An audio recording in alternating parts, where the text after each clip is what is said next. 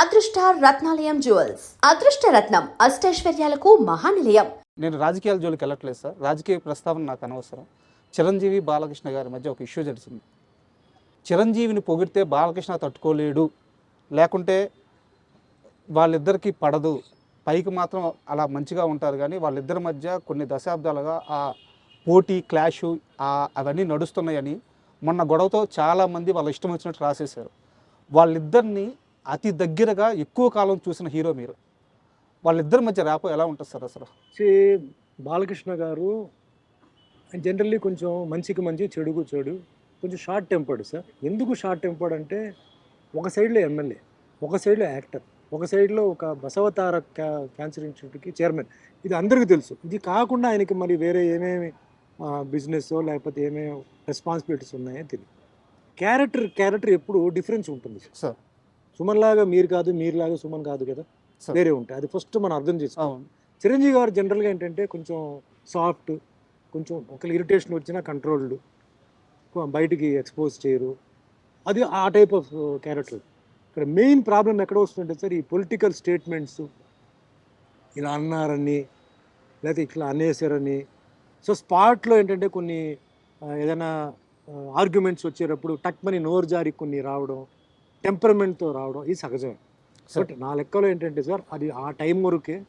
తర్వాత అంటారు కదా, no permanent enemies, no permanent friends. పాలిటిక్స్లో అదే నా ఎక్స్పీరియన్స్. పాలిటిక్స్లో no permanent enemies, no permanent friends, అది ఆ రూట్లోనే వెళ్తుంటుంది. సో మనం ఇలా అన్నారు అలా అన్నారు చెప్పి ఇప్పుడు ఫ్యాన్స్ కొట్టుకుంటున్నారు సార్. మేమంతా బాగానే ఉన్నాం. అదే సార్ ప్రాబ్లం. ఫ్యాన్స్ కొట్టుకుంటున్నారు, రాళ్ళతో విసురుతారు, బళ్ళు నాశనం అని చేస్తారు. ఎందుకు? వేస్ట్.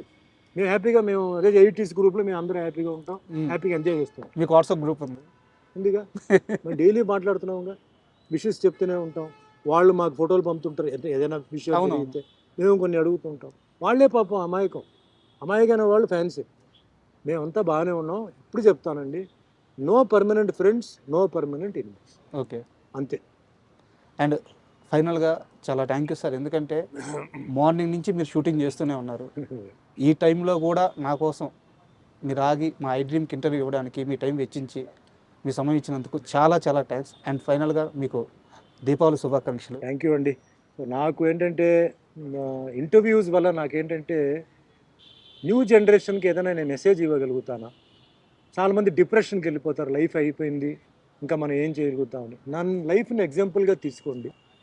నేను ఈ ఫీల్డ్లో, కాంపిటేటివ్ ఫీల్డ్లో, ఛాలెంజింగ్ ఫీల్డ్లో ఎలా వచ్చాను. సో నేను చెప్పిన దాంట్లో నేను 10 చెప్తే మీకు ఏదైనా 2-3 నచ్చితే అది పాటించి చూడండి. ముఖ్యంగా తల్లిదండ్రుల విషయంలో చెప్తున్నాను. ఆరోగ్యం చాలా ముఖ్యం. ఒకసారి ఆరోగ్యం పాడైపోతే మళ్ళీ మనం రికవర్ చేయలేము. అందరూ బాగుండాలి, ఎందుకంటే లైఫ్లో ఎవరు ఎప్పుడు పోతారు, ఎప్పుడు ఉంటారని తెలియదు. ఈ ఇంటర్వ్యూ వాళ్ళకి ఆ విధంగా ఉపయోగపడాలి.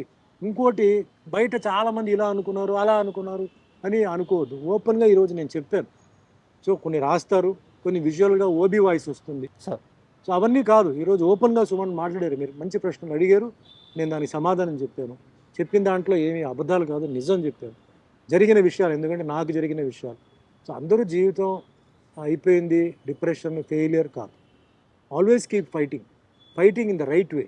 Go in the right way with the blessings of your parents. So భగవంతుడు ఉన్నాడు ఇది. And I respect every religion, every caste, every community. ఎందుకంటే వాళ్ళందరి వల్లనే ఈరోజు నేను తయారయ్యాను. నేను హిందూ అని చెప్పి నేను హిందూ అని చెప్పనండి. హిందూ, ముస్లిం, క్రిస్టియన్, సిక్, పార్సీ, జైన్ అందరికీ నేను నమస్కారం పెడుతున్నాను. All religion. నేను అన్ని టెంపుల్స్కి వెళ్తాను, అన్ని మసీదుకి వెళ్తాను, అన్ని చర్చ్ కదా. అంటే ఏదో అక్కడ వెళ్ళి ఏదో ఫీలింగ్ చూపించడం కాదు. ప్రతి ప్లేస్లో రిలీజియస్ పవర్ ఉంటుందండి. వాళ్ళు ప్రే చేస్తుంటారు. అవును, ప్రే ఇస్ అ పవర్. ఆ పాజిటివ్ ఉంటుంది. అవును, అది వెళ్ళడానికి నేను బేర్ ఫిట్ పోయి నేను కూర్చుంటాను, నా కాళ్ళు అక్కడ పెడతాను, to release my negative energy and take the positive energy. 2 Telugu రాష్ట్రాల్లో ఇన్నేళ్ల తర్వాత కూడా ఎక్కడ జాతర జరిగినా సరే ఆ కుర్రాడు బాబాయ్ అనే ఒక సాంగ్ ఉంటుంది. బాబాయ్ తలుకు చిన్నది, అదే పాట. అండ్ ఆ బాబా మధ్యలో సిల్క్ స్మిత సాంగ్. ఈ పాటలు లేకుండా తిరణాలు కానీ జాతరలు కానీ ఎక్కడ క్లోజ్ అవ్వదు సార్. నిజంగా అదృష్టం అండి. ఎందుకంటే ఇది నేను చెప్పకూడదు, నేను చెప్తే నేను సెల్ఫ్ డబ్బాని కొట్టినట్టు అవుతుంది. ఇప్పుడు మీరు చెప్పారు కాబట్టి నేను కొన్నిసార్లు తిరుగుతుంటే కొన్ని సాంగ్స్ బాగుంటాయి. ఈ సాంగ్ ఎక్కడో విన్నట్టుంది, ఈ సాంగ్ బాగుంది. నేను డ్రైవర్ని అడిగేవాడిని, ఇది ఏ సినిమా సాంగ్ సార్, మీ సినిమా సార్ ఇది, మీ సినిమా సాంగ్ మీరు మమ్మల్ని అడుగుతారేంటి, మీ సినిమా సాంగ్ అని. అప్పుడు నాకు వెలిగేది, ఓ ఇది అని చెప్పి. అంటే అంత మంచి ట్యూన్స్ అండి, అంత మంచి లిరిక్స్. ఈరోజు వీడియోస్ అవన్నీ చేస్తున్నారు కదా, కంపల్సరీ నాది ఒక 5 పాటలు దాంట్లో remix what ever it is ఉంటుంది. ఆ విషయంలో నిజంగా నేను అదృష్టవంతుడు. ఎందుకంటే ఎప్పుడో చేసిన సాంగ్స్ ఇప్పుడు ఈ యూత్ దానికి డాన్స్ చేయడం, ఈ యూత్ దానికి మేబీ అది ఎవరి సాంగ్ కూడా వాళ్ళకి తెలియకపోవచ్చు కూడా. అయ్యో ఎందుకు తెలియదు సార్, బట్ నిజంగా నేను చాలా అదృష్టం. ఆ సాంగ్స్ చేసిన నిజంగా వాళ్ళకి నమస్కారం, అదృష్టం. ఇవన్నీ అదృష్టం సార్, ఇది అందరికి రాదు. అవును, అందరికీ ఈ సాంగ్స్ విషయంలో, సీన్స్ విషయంలో అదృష్టం రాదు. కొన్ని డైలాగ్స్, కొన్ని రైటర్స్, కొన్ని కెమెరామెన్స్, వాళ్ళందరూ ఏంటంటే అదృష్టం ఉంటేనే అది మనకి దొరుకుతుంది వర్క్ చేయడానికి. అట్లా నాకు ఏదైతే వచ్చిందో నేను చాలా అదృష్టవంతుడు. నాకు భగవంతుడు ఏ పొజిషన్ ఇచ్చారో నేను చాలా అదృష్టవంతుడు. ఏమీ బ్యాకింగ్ లేకుండా, ఏమీ పుషింగ్ లేకుండా, సొంత స్వయం కృషి మీద కింద పడి లేసి కూర్చున్నానంటే అందరూ నా ప్రేక్షకులు, నా అభిమానులు, వాళ్ళందరికీ నేను పాదాభివందనలు చేసి ఇదే జర్నీ అలాగే కంటిన్యూ అవ్వాలి. ఇదే అభిమానం, ప్రేమ ఎప్పుడూ ఉండాలి. ఉన్నంతకాలం మనంతా అలాగే ఉండాలని. ఎందుకంటే ఎక్కడో పుట్టి ఎక్కడో పెరిగి అభిమానం రావడం అంటే ఒక వరం అండి సార్. అభిమానం అందరికీ రాదు. పెద్ద కోటీశ్వరులు ఉంటారు, పెద్ద బిజినెస్ మ్యాన్ ఉంటారు, వాళ్ళ అభిమానులు ఉండరు. చూస్తే ఈ బిజినెస్ మ్యాన్ ఇదే అంటారు, అంతే కదా, తెలియదు. ఆ ఫ్యాన్ ఫాలోయింగ్ ఫ్యామిలీ కన్నా ఎక్కువ ఉంటుంది. అవును, అది గిఫ్ట్ అండి అది. అందుకే నాకు అభిమానులు వస్తే కొందరు లేదంటే సార్ పిలవమంటారా, వద్దా, పిలవండి సార్, అందరిని పిలవండి, ఫోటోలు అందరికి ఇస్తారు. ఎయిర్పోర్ట్లో, రైల్వే స్టేషన్లో కలుస్తుంటే అది నేను హ్యాపీ ఫీల్ అవుతాను. ఒక కళాకారుడికి మాత్రమే ఉండే గౌరవం సార్ అది. ఒకటే, పొలిటీషియన్ దగ్గర ఉండదు, ఓన్లీ మళ్ళీ స్పోర్ట్స్ వాళ్ళ దగ్గర ఉంటుంది. అంటే స్పోర్ట్స్లో ఇంట్రెస్ట్ ఉండాలి. కానీ ఓవరాల్గా మ్యాగ్నెటిజం పవర్ అంటే యాక్టర్స్, ఫిలిం ఫీల్డ్, టీవీ ఇలా ఉండొచ్చు. అది వరం అండి. We're all gifted. అది కోటీశ్వరుడు డబ్బులు ఇచ్చి కొనలేడు. ఏమయ్యా వచ్చి నన్ను రారు పాయా అంటారు. ఆ అభిమానం భగవంతుడు క్రియేట్ చేశాడు. ఆ అభిమానులు జాగ్రత్తగా కాపాడుతున్నాను. Not only here, all over Kashmir నుంచి నాకు హిందీ సినిమాలు, డబ్బింగ్ సినిమాలు ఈరోజు వెళ్ళి నాకు ఇచ్చారు. నేను ఎక్స్పెక్ట్ చేయని ఒక గ్రేట్ విషయం. అభిమానులు అంటే నాకు చాలా ఇష్టం, గౌరవం. వచ్చి నాతో సెల్ఫీలు తీసుకుంటే నేను ఫీల్ అవ్వను, నేను చాలా హ్యాపీ ఫీల్ అవుతాను. ఎందుకంటే డిఫరెంట్ ఏజ్ గ్రూప్స్ అండి. పెద్దవాళ్ళు, teenage, middle age, old age, అందరూ. ఓల్డ్ ఏజ్ ఎందుకంటే ఈ దేవుడు సినిమాలు చేయడం వల్ల. అవును, లేడీస్ ఓల్డ్ ఏజ్ అంతా, మిడిల్ ఏజ్ అంతా అన్నమయ్య, రామదాసు, సత్యనారాయణ స్వామి ఇది. అండ్ మాస్, ఈ songs, fights. So very grateful భగవంతుడికి. ఎన్నిసార్లు నమస్కారం పెట్టినా చాలు. ముఖ్యంగా వెంకటేశ్వర స్వామి క్యారెక్టర్, రాముడు క్యారెక్టర్, సత్యనారాయణ స్వామి 3 వచ్చింది. నా జీవితం చాలు సార్. చివరిగా నా దగ్గర 2 ప్రశ్నలు మిగిలినాయి. ఒకటి చాలా సీరియస్ క్వశ్చన్ సార్. ఒకటి, మీరు ఫ్యూచర్ని ఎలా ఆలోచిస్తారో తెలుసుకునే క్వశ్చన్. నేను ఫస్ట్ 2వ క్వశ్చన్ అడుగుతాను. ఒక చిన్న హీరో తన తొలి సినిమాని అప్పుడే స్టార్ట్ చేశాడు. ఆ హీరోకి అందులో మీరు ఫాదర్గా యాక్ట్ చేశారు. సినిమా చాలా పెద్ద విజయం సాధించింది. బట్ హీరోని అందరూ అంతగా రిసీవ్ చేసుకోలేదు. బట్ అతని టాలెంట్ మాత్రం అర్థమైంది. తర్వాత ఆ హీరో ఎదిగి ఈరోజు పాన్ ఇండియాలో వెళ్ళి అక్కడ కూర్చున్నాడు. అతని పేరు అల్లు అర్జున్. అతని తొలి స్టెప్స్ గంగోత్రి మీరు చూశారు, ఫాదర్ క్యారెక్టర్ చేశారు.